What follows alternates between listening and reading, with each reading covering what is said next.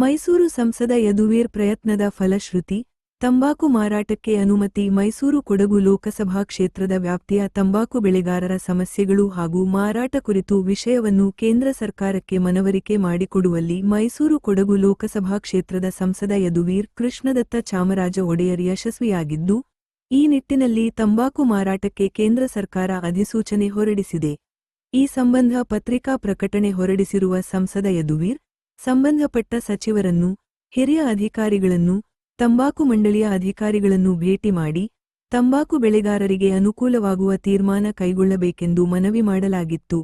ಅದಕ್ಕೆ ಈಗ ಸೂಕ್ತ ಸ್ಪಂದನೆ ಸಿಕ್ಕಿದೆ ಎಂದರು. ನೋಂದಾಯಿತ ಮತ್ತು ನೋಂದಾಯಿಸಿದ ಬೆಳೆಗಾರರ ಹೆಚ್ಚುವರಿ ಎಫ್ಸಿವಿ ತಂಬಾಕು ಬೆಳೆಯನ್ನು ತಂಬಾಕು ಮಂಡಳಿಯು ಅಧಿಕೃತಗೊಳಿಸಿದ ಹರಾಜು ವೇದಿಕೆಗಳಲ್ಲಿ ಮಾರಾಟ ಮಾಡಲು ಅನುಮತಿ ನೀಡಲಾಗಿದೆ ಎಂದು ಹೇಳಿದ್ದಾರೆ.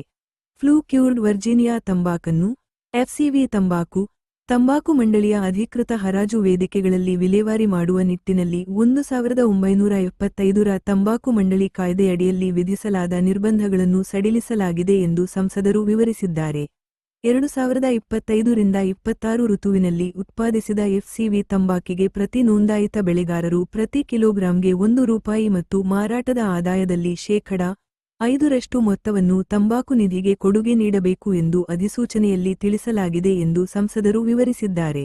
ವರದಿ: ಗಿರಿಧರ್ ಕುಂಪುಳಿರ, ಕೊಡಗು.